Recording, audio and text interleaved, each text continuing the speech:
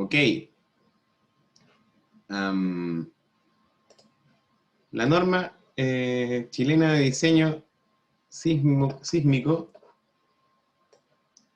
eh, es la edición del año 96 y modificada del 2012. ¿Por qué modificada, creerán ustedes? Bueno, a partir del terremoto del 2010, que algunos de ustedes recordarán, surgió una serie de modificaciones, ¿no? Respecto al, respecto al criterio. Son en parte detalles, ¿eh? Más que la filosofía siempre ha sido la misma, que yo le explicaba en la clase anterior, de que frente a un terremoto leve, ¿cierto? Se admiten ciertos daños en las estructuras secundarias y elementos no estructurales. Y para un sismo de mayor intensidad, se requiere que el edificio, si bien pueda tener daños estructurales, no colapse. Es decir, que permita el que las personas puedan evacuar, ¿cierto? Es decir, resguardando el- la integridad física de los ocupantes. Em, bueno, como toda norma, primero define un cuadro em, general de conceptos, ¿cierto?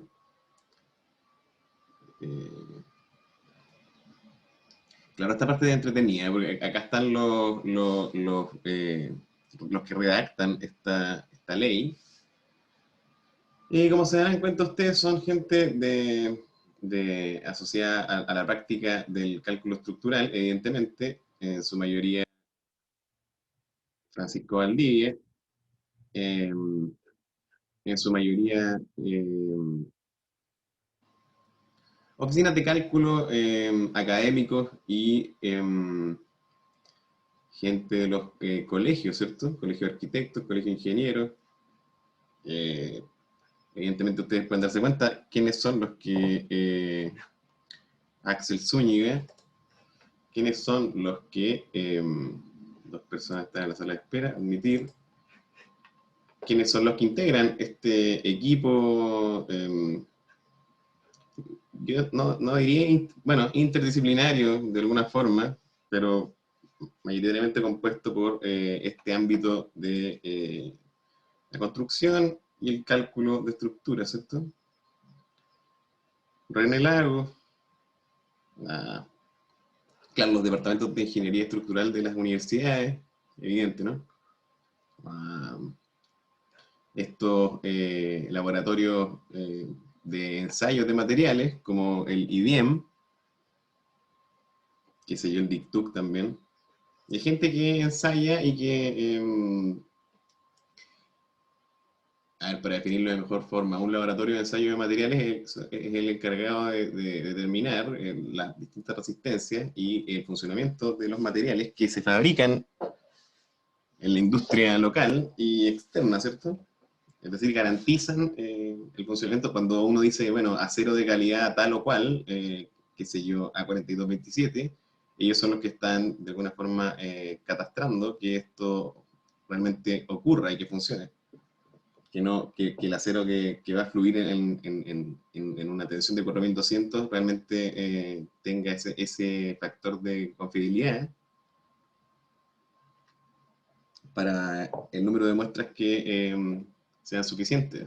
Es un tema estadístico, ¿no? También están los fabricantes, por ejemplo, ACMA, que fabrica estas mallas de acero. Ajá. Diseño sísmico de edificios en la República de Chile, 22 de diciembre del 96. Modificación 2009, acá se explica, ¿cierto? El Congreso de la Asociación Chilena de Sismología se abocó a la tarea de clarificar y modificar los alcances de la norma. Durante varios años de estudio, admitir, Joaquín, en pos de los avances que ha sostenido la ingeniería sísmica durante las últimas décadas, ¿no? y que vamos a intentar revisar en el segundo módulo de hoy.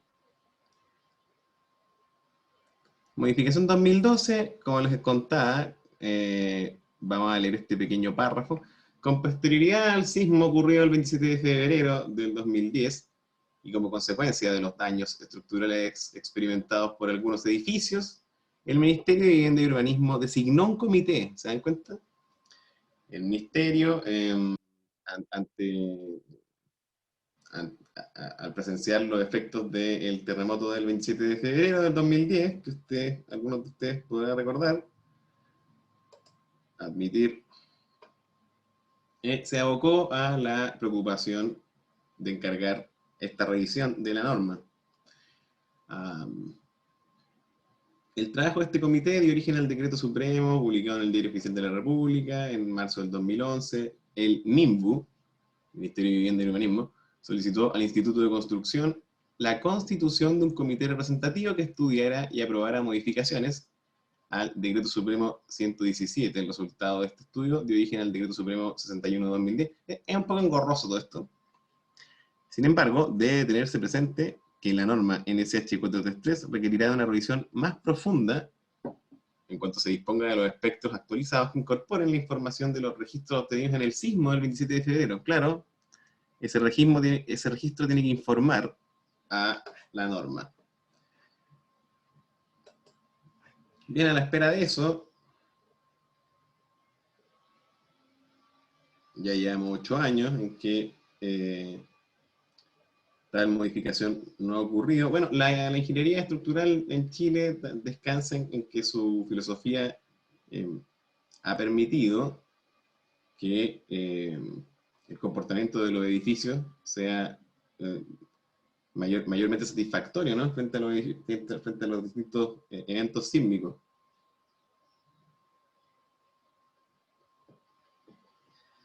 Bueno, llegamos propiamente tal al diseño, al cuerpo de la norma. Entonces, diseño sísmico de edificio. Esta norma establece requisitos exigibles para el diseño sísmico de edificios.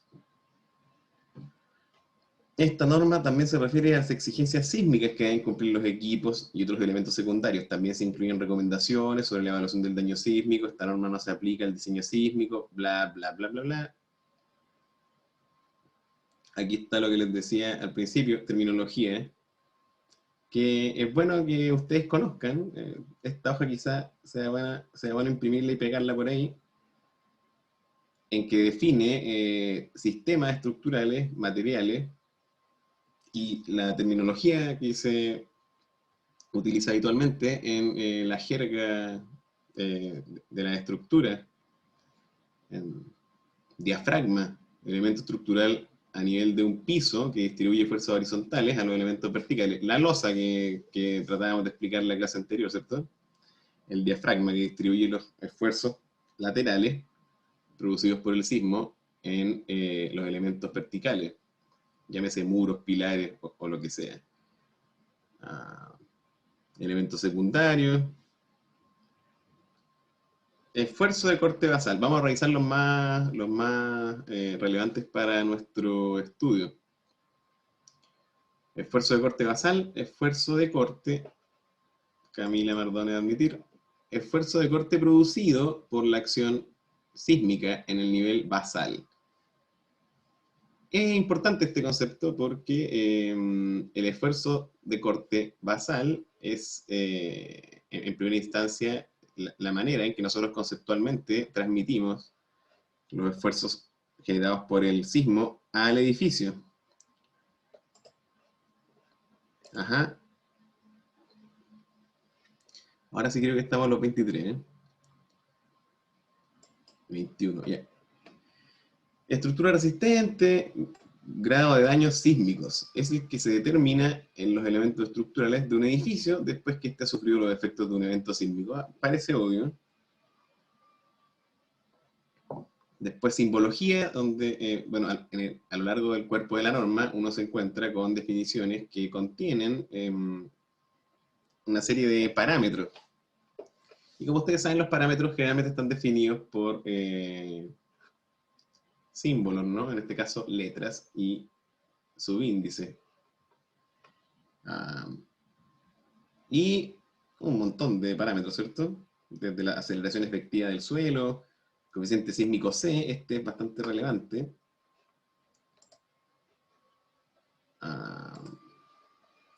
Este. El coeficiente sísmico lo vamos a ver en un par de minutos más. Es aquel que contiene toda la información relevante sísmica, llámese del lugar, de la estructura, de los componentes, del suelo, y que va a ponderar a las masas sísmicas del edificio para poder obtener el corte basal y los cortes o fuerzas laterales que afectarán al edificio, que vamos a llamar en primera instancia Q, fuerza sísmica o esfuerzo lateral, y que va a ser, como les digo, una ponderación de el peso de la estructura. Esta conceptualización es importante, dada la sencillez y que expone con bastante claridad de qué se tratan los esfuerzos laterales que uno considera para aplicar al edificio el esfuerzo sísmico. ¿Se fijan? Finalmente la fuerza lateral es una ponderación de el peso de la estructura. Se pueden sacar muchas conclusiones de esto. A mayor peso, mientras más pesada la estructura, mayores esfuerzos sísmicos laterales vamos a tener. Vamos entonces a revisar cómo se compone este coeficiente sísmico C y el factor de importancia que se le llama a esta letra I. Factor de importancia que depende de, como su nombre lo dice, la importancia del edificio para los usuarios, los ocupantes, y no solo eso, sino que para la sociedad. Vamos a darnos cuenta que una biblioteca se considera distinto que estructuras menores, qué sé yo, viviendas, y etcétera.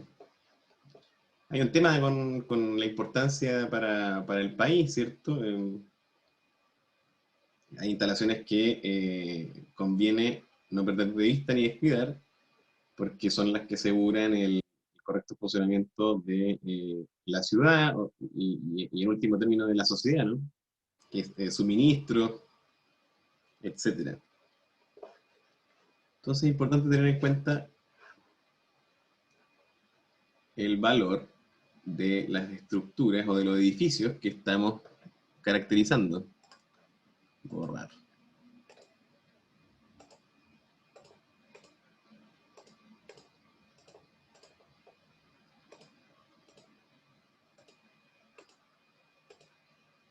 Borrar todo se podrá, ¿no? Borrar, sí, borrar todos los dibujos. Ya. Entonces tenemos una serie de coeficientes, creo que acabamos de definir el más importante, o uno de los más importantes. Qué sé yo, número de pisos, acá está el otro componente que les hablaba, peso total del edificio, peso de cada piso, esfuerzo de corte basal, esfuerzo de corte, ¿se fijan? Periodo del edificio es la manera en que el edificio vibra, ¿cierto? Y que es particular y que caracteriza a cada estructura de manera distinta, ¿no? Cada uno de los edificios diferentes va a poseer una manera de vibrar. Recuerden ustedes toda esta teorización es conceptualizable como el ejemplo del péndulo, el péndulo de masa M. ¿Alguien más llegó? Participantes. Ajá. Sí. Ya. Yeah. El péndulo de masa M. No, a ver. Que es excitado por una fuerza lateral que vamos a llamar F. ¿Ok? ¿Qué ocurre con este péndulo que está evidentemente empotrado al suelo? Tiene una altura h y una masa m. Este péndulo va a oscilar con un periodo, ¿cierto? Que está definido como el tiempo que este elemento demora en cumplir un ciclo de su vibración. Entonces, cada uno de los edificios, como yo les decía, es posible obtener su periodo de vibración. Evidentemente que de este periodo va a depender cómo se comporta sísmicamente. Que de alguna forma podemos simplificar diciendo que van a haber estructuras con mayor o menor periodo, que sé yo, una casa, por ejemplo, puede tener un periodo de un piso de, qué sé yo, 0,5 segundos. Y un edificio, pongámosle casa, un edificio de 20 pisos puede tener un periodo de 2 segundos. Entonces, los distintos terremotos o eventos sísmicos van a afectar de distintas formas a estas distintas estructuras, porque finalmente lo que hace una aceleración del suelo es generar una onda, ¿cierto? Que es la que va a excitar al edificio y mientras más se acerquen los periodos del propio terremoto, porque el terremoto también tiene un periodo. Sismo, no, ¿qué estoy? Es una S, ¿eh? Sismo. El sismo posee un periodo T, pongámosle T sub S. Y el edificio posee un periodo también, que es lo que estamos definiendo recién. Entonces, mientras más se acerquen o se asemejen el periodo del terremoto con el periodo de admitir, sí, sí, con el periodo del edificio, es que más resonancia va a ocurrir y mayor será la solicitación finalmente, o el movimiento, la deformación del edificio.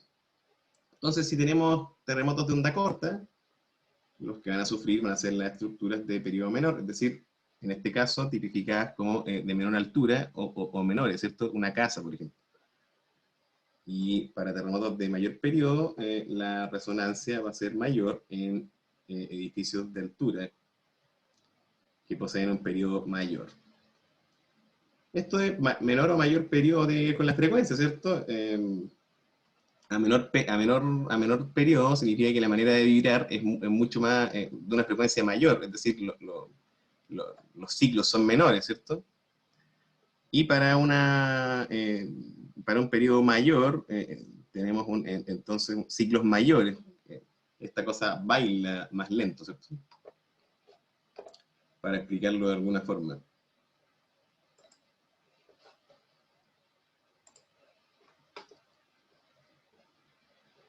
Si hay preguntas, me van diciendo nomás. Bien. Ojalá lleguemos algún día al cuerpo. Ya estamos llegando. Dice, disposiciones de aplicación general. Un título que no dice mucho, pero que empieza a meterse en el tema, ¿cierto?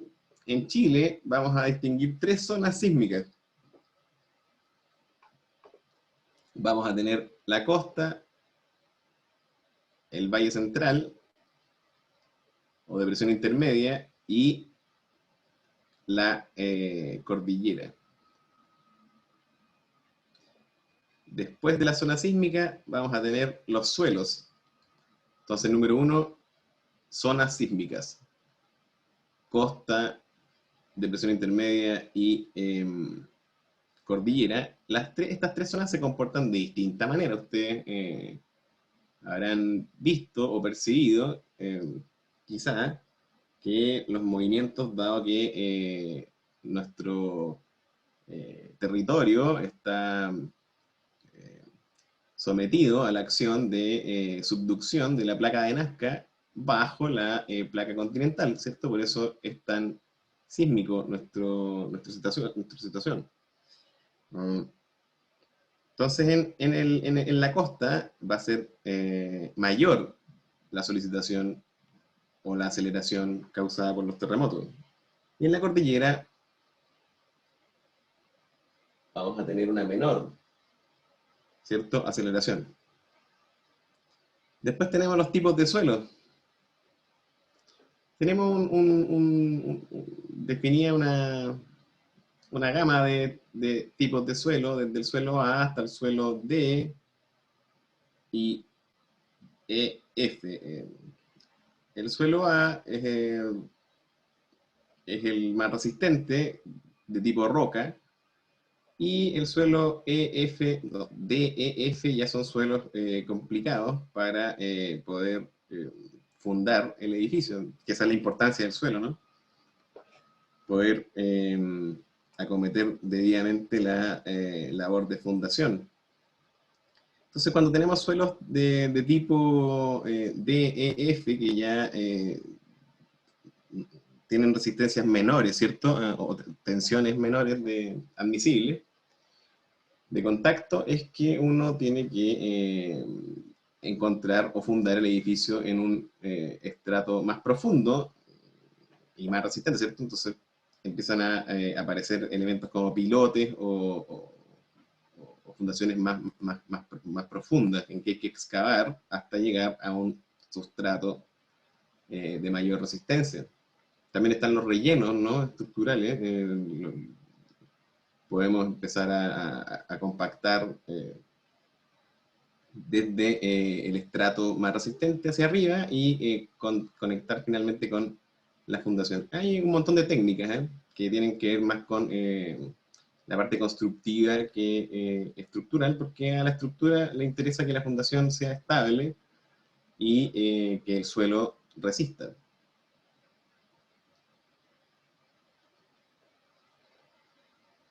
Aquí está esto que tanto nos gusta siempre, el mapa, ¿no?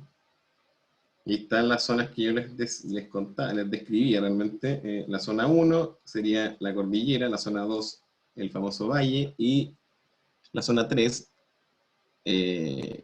litoral, ¿cierto?, la costa.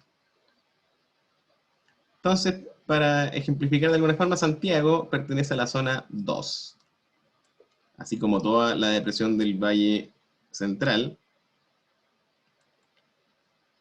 Y si se fijan, hacia el extremo austral ya tenemos solo zona 1 porque los efectos de subducción de la placa de Nazca bajo la placa continental ya son menos perceptibles hacia el sur. Ya no ocurre este fenómeno. De hecho, es muy raro encontrar terremotos de mayor intensidad hacia el extremo austral. Y aquí está zonificado por comunas.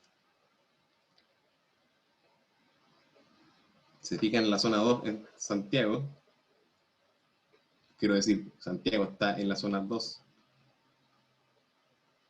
Ahí se equivocaron. Acá están los suelos definidos según parámetros de propiedades mecánicas, ¿cierto? Las velocidades de vibración, los periodos. Y aquí está a lo que queríamos llegar. Estas son, lo que les contaba, las categorías de ocupación de los edificios. Es decir, esto define la importancia que tiene el edificio para el cálculo de este coeficiente C que yo les decía, perdón, del corte basal, que va a definir las fuerzas laterales que van a actuar sobre el edificio en esta relación de que Q es igual a... vamos a anotarla de nuevo porque creo que es muy importante que ustedes la tengan presente. Q, solicitación lateral, va a ser igual a el coeficiente de sísmico C, el coeficiente de importancia I y el peso sísmico del elemento estructural, en este caso edificio. Entonces dice, categoría 1, instalaciones agrícolas, instalaciones provisorias, instalaciones menores. Categoría 2, todos los edificios y estructuras destinados a la habitación. Y categoría 3, edificios y estructuras cuyo contenido es de gran valor, como les decía, bibliotecas, museos, salas destinadas para la congregación de gente. ¿Se fijan? Yo diría de alguna forma evidente esta clasificación.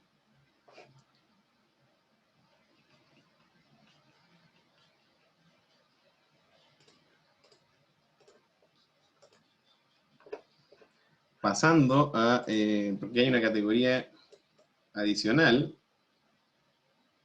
que ustedes se imaginarán cuál es, ¿no? Y que era lo que les decía yo de importancia nacional. Claro, dice cuarteles de policía, centrales eléctricas, correos, radioemisoras, canales de televisión, plantas de agua potable, que son, claro, los organismos de la nación encargados de comunicar y hacer que funcione el sistema, ¿no? Hospitales, postas de primeros auxilios, cuarteles de bomberos. Entonces, la norma, la ley chilena, establece que estos recintos son los a los que mayor hay que considerar la solicitación sísmica, de manera que sus elementos conformen una estructura que al ocurrir un evento de mayor magnitud esté preparada y funcione. De manera que no tenga realmente mayores daños estructurales y así se asegura el funcionamiento de la nación. Suena lógico. Torres de control de aviación, edificios que tengan funciones críticas para la defensa nacional.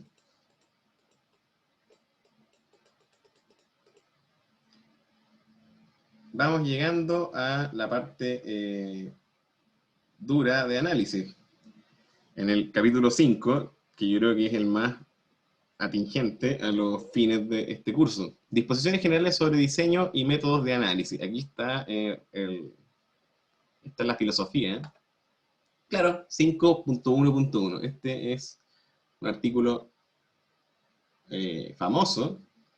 Esta norma, aplicada en conjunto con las normas de diseño especificadas para cada material, enumeradas en 5.3, está orientada a lograr estructuras que, 2 puntos. A.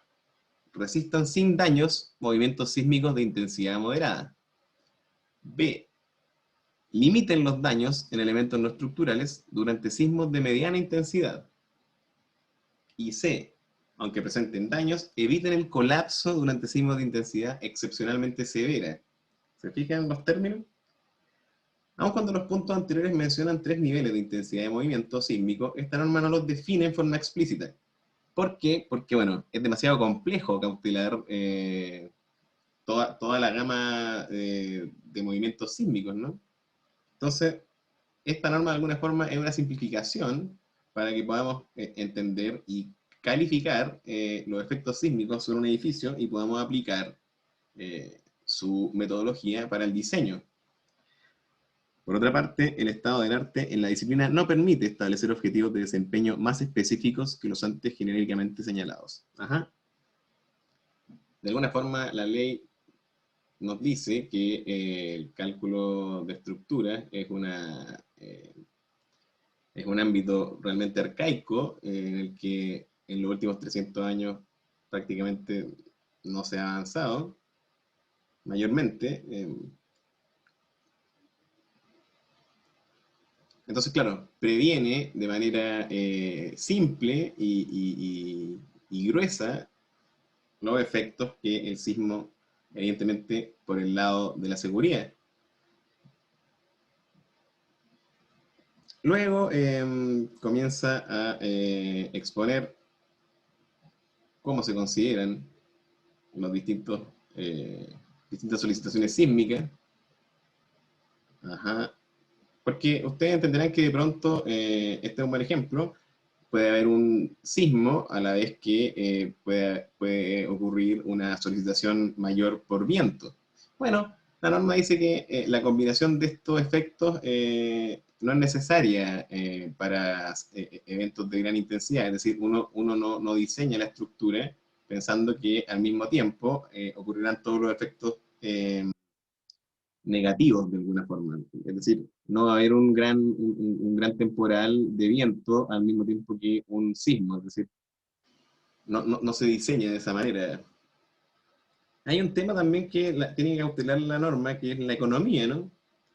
Si diseñamos estructuras para el peor sismo de la historia, para el peor temporal y para las peores condiciones, sería, se elevaría demasiado el costo del edificio. Y aparte que, como decimos, hay probabilidades, no ocurre, no hay un terremoto, un huracán y le cae un rayo, ¿cierto? Entonces, está basado también en estudios probabilísticos que están explicados estadísticamente en el capítulo 1 del libro Diseño Estructural de Riedel e Hidalgo, que aparece en la bibliografía del curso. Sistemas estructurales, sistemas de muros, los que conversábamos en la clase de estructuración, ¿no? ¿Qué sistemas va a considerar esta norma? Sistemas de muros, sistemas de pórticos, sistemas mixtos, en que las cargas gravitacionales y sísmicas son resistidas por una combinación de los sistemas anteriores. Claro, uno puede tener pórticos, marcos y muros, y con eso se trabaja. Modelos estructurales. Este también es un artículo famoso, 5.5.1, para el cálculo de las masas. Cálculo de masa significa cubicar todos los materiales del edificio y obtener el peso, ¿cierto? Para el cálculo de las masas se debe considerar las cargas permanentes más un porcentaje de la sobrecarga de uso que no puede ser inferior al 25 en construcciones destinadas a la habitación privada o al uso público, donde no es usual la aglomeración de personas, ni a un 50 en construcciones en que es usual esa aglomeración. Es decir, está distinguiendo por la importancia del edificio en considerar más o menos la sobrecarga de uso, que ustedes tienen que saber que la sobrecarga de uso depende del programa, ¿cierto? Si es habitacional, vamos a considerar, por ejemplo, 200 kilos por metro cuadrado. En una biblioteca se puede considerar 500 kilos por metro cuadrado, entonces depende del uso, evidentemente, como su nombre lo indica. Diafragmas de piso, se debe verificar que los diafragmas tienen la rigidez y la resistencia para lograr transmitir los esfuerzos laterales a los elementos verticales. Luego tiene recomendaciones de los edificios en planta, ¿cierto? Los edificios en planta irregular, HLTU, esa es la forma, ¿cierto? Es un poco simplificado, pero se entiende. Edificios en planta con forma de U, por ejemplo. Solo se pueden proyectar como una sola estructura cuando los diafragmas se calculan y construyen, de modo que la obra se comporte durante los sismos como un solo conjunto. Es lo que les decía yo creo que lo mencionamos la clase anterior, de cómo se va a mover el edificio. Si tenemos esta planta en forma de U, uno va a preferir que tener tres edificios que se puedan mover a su manera, ¿cierto? Con lo que se llama junta. Acá simplemente se separan los edificios por este distanciamiento, que puede ser del orden de 1 o 2 centímetros. Entonces así el edificio puede experimentar sus propias deformaciones sin afectar al conjunto. Porque de lo contrario, lo que pasa es que es una opción, simplemente al venir el terremoto, que trae aparejado esta torsión, puede ocurrir que como los cuerpos quieren bailar de formas distintas, empiece a haber esa rotura, ¿no? Pero bueno, simplemente se rompe, el edificio reconoce el sismo de esa manera y después se repara, que es la práctica convencional. Es decir, hay una zona de sacrificio en el edificio.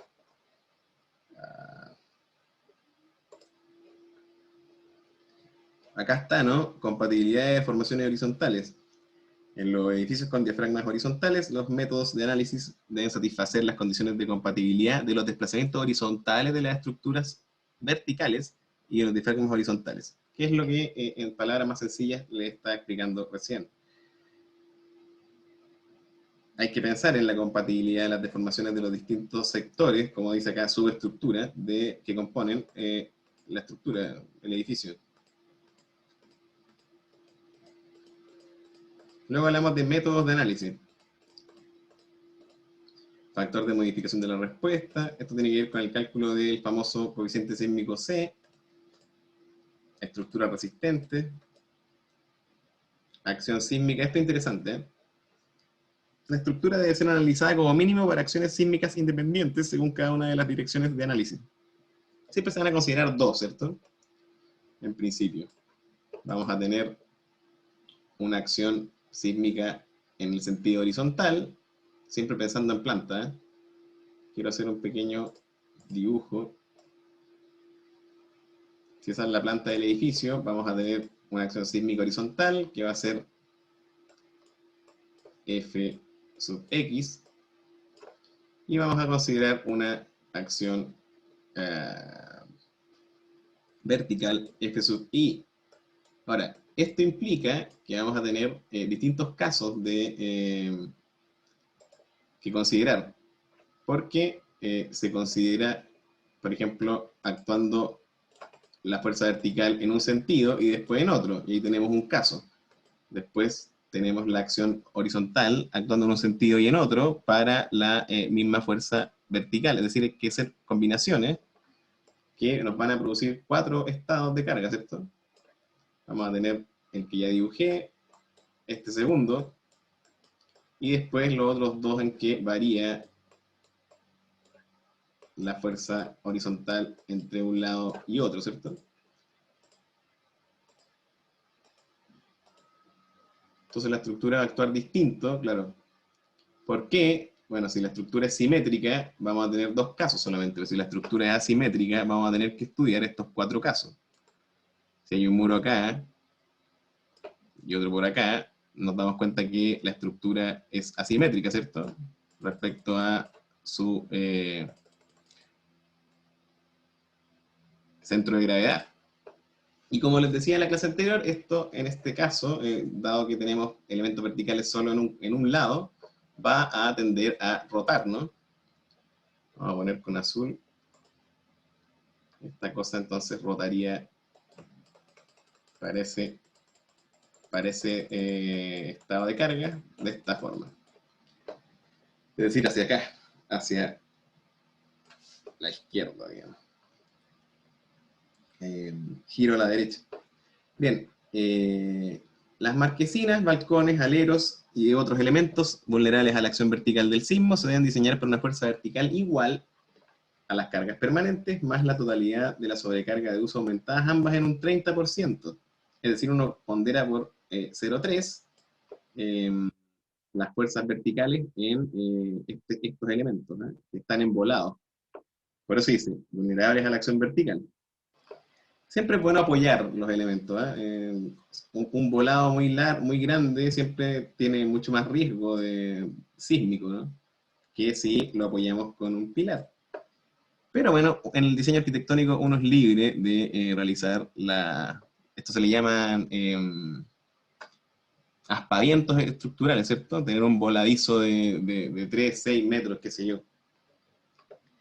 Más allá de lo que uno pueda conseguir como un balcón, ¿no? Que puede volar 2 metros fácilmente con una viga suficientemente alta. Claro,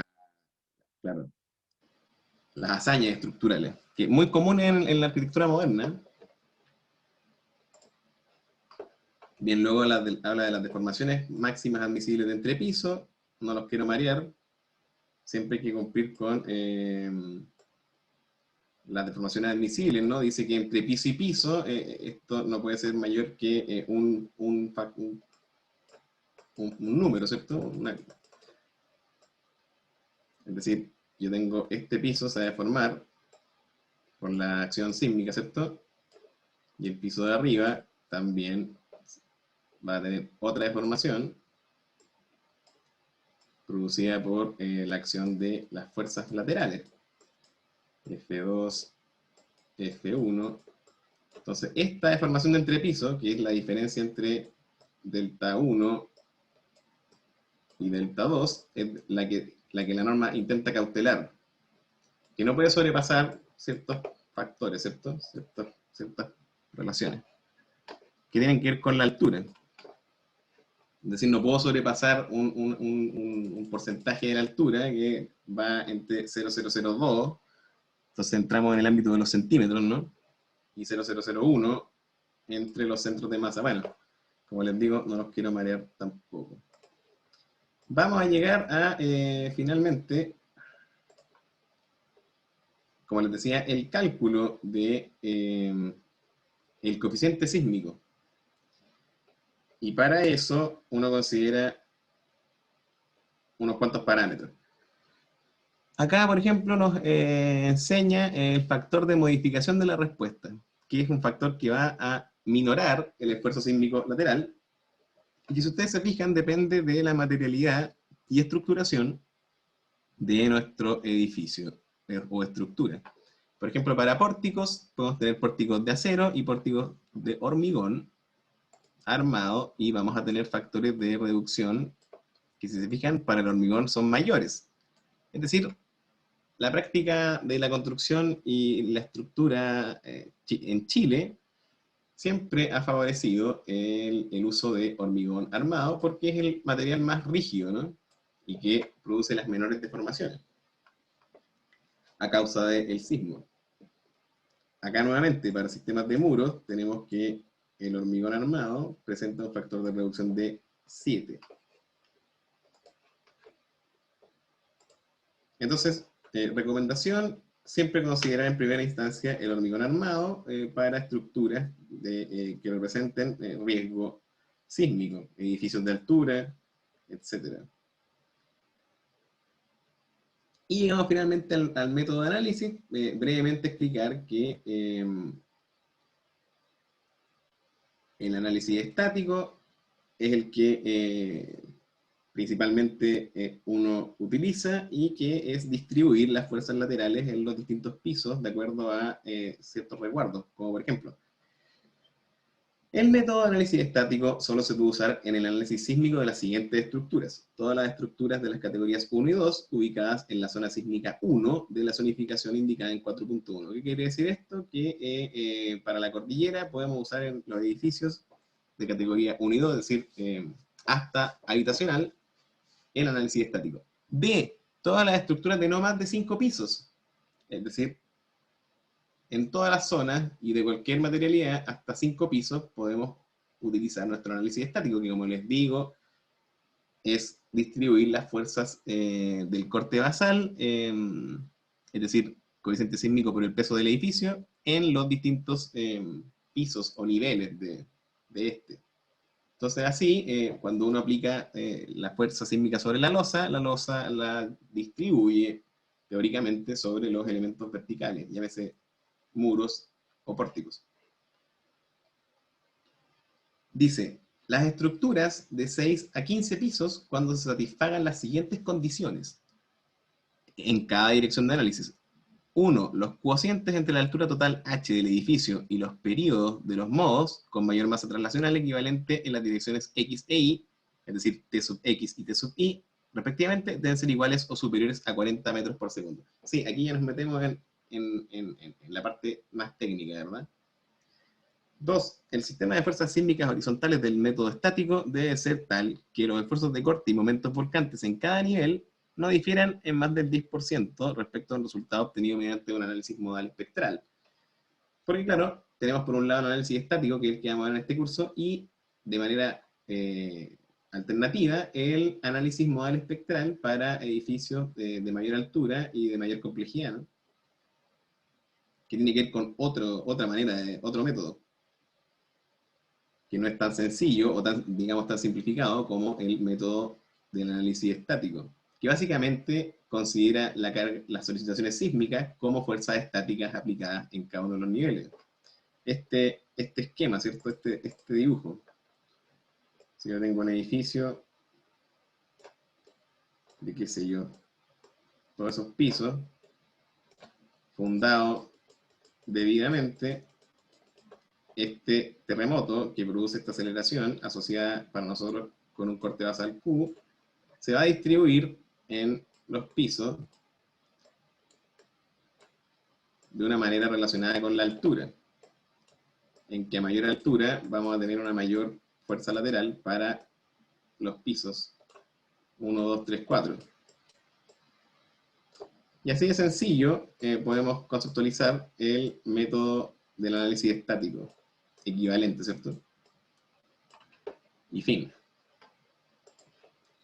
Llegamos, como les decía al principio, a la relación del corte basal, que es Q sub 0 igual a C por I y por P, en que C es el coeficiente sísmico, I es el coeficiente relativo al edificio, que era lo que yo les llamaba factor de importancia, y P, el peso total del edificio sobre el nivel basal.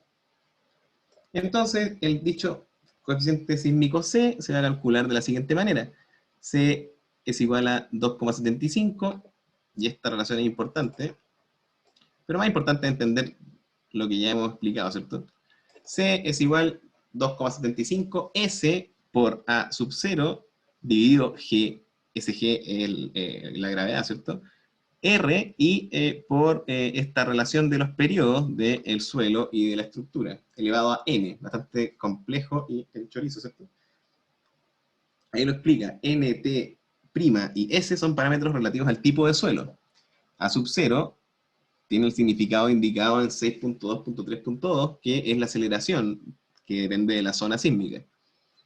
R, factor de reducción que ya revisamos, y T, asterisco, es el periodo del modo con mayor masa translacional, equivalente en la dirección de análisis, es decir, el periodo del edificio, vamos a decir. El edificio va a tener periodos a lo menos en dos direcciones, ¿cierto? X e Y, porque se mueve distinto en cada una de ellas. Borrar. Y luego tenemos un montón de resguardos, ¿no? Para este coeficiente sísmico C. Nunca será menor que algo, nunca será mayor que... Está acotado, ¿cierto?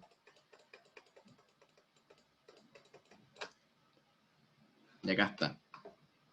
Las fuerzas horizontales, que eran las que yo dibujaba en mi esquemita del edificio en altura, dice, para estructuras de no más de 5 pisos, las fuerzas sísmicas horizontales se pueden calcular por la expresión F sub K, es decir, la fuerza en el piso K, va a ser igual a sub K por P sub K. A sub K es un factor que está explicado ahí abajo, ¿cierto? P sub K es el peso del piso K. Si se fijan, las fuerzas laterales, tal como yo les explicaba conceptualmente, son una ponderación del corte basal, que depende, como también les mencioné, de la altura. Porque Z sub K menos 1 y Z sub K son las alturas de entrepiso. Z sub K menos 1 es la altura del entrepiso anterior y Z sub K es la altura del piso K. Y H es la altura total del edificio. Entonces, con estas expresiones uno puede obtener las fuerzas laterales sobre los distintos pisos del edificio. Que si yo tengo dos pisos, dos niveles, digamos, vamos a obtener F sub 1 y F sub 2. ¿Se fijan? Que vamos a intentar de realizar en la prueba número 1. Pero vamos a intentarlo, ¿eh? Yo creo que entre todos vamos a lograrlo.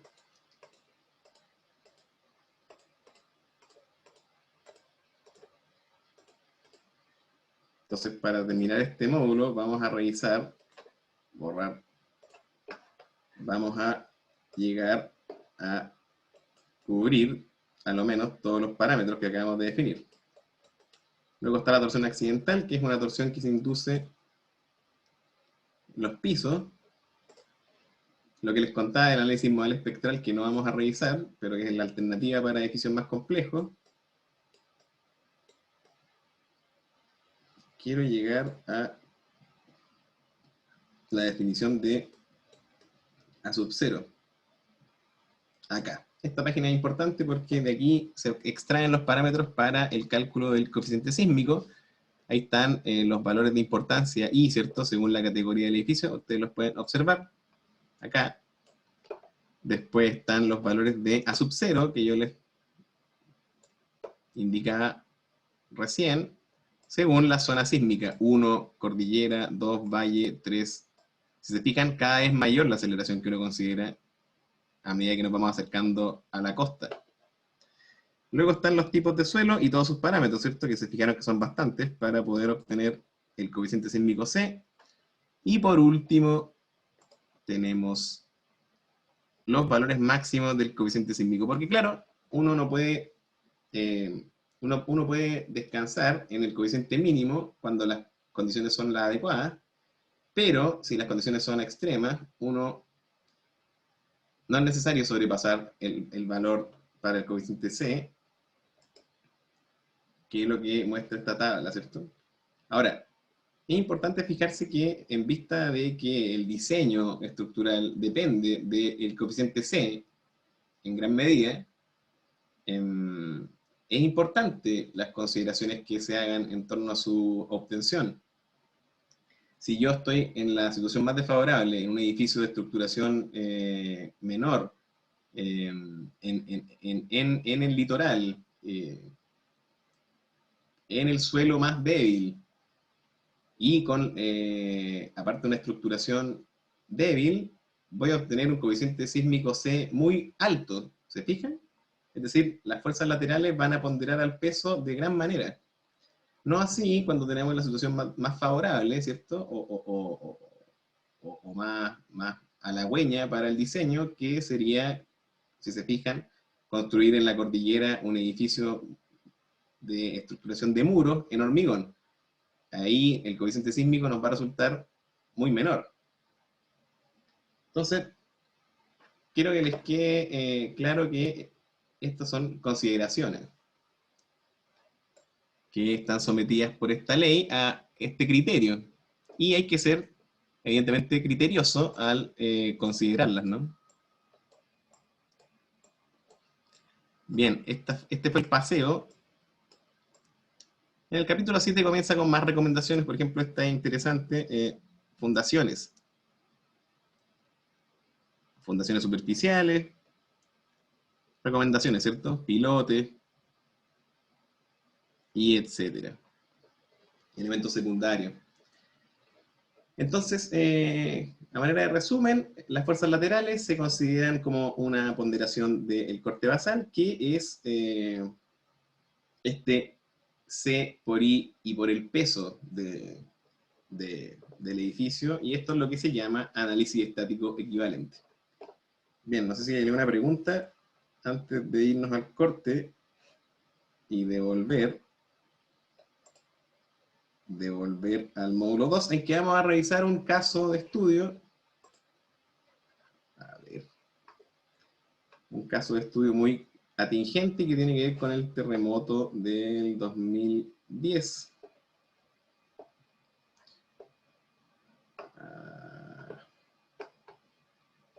Eso, si todavía me están escuchando.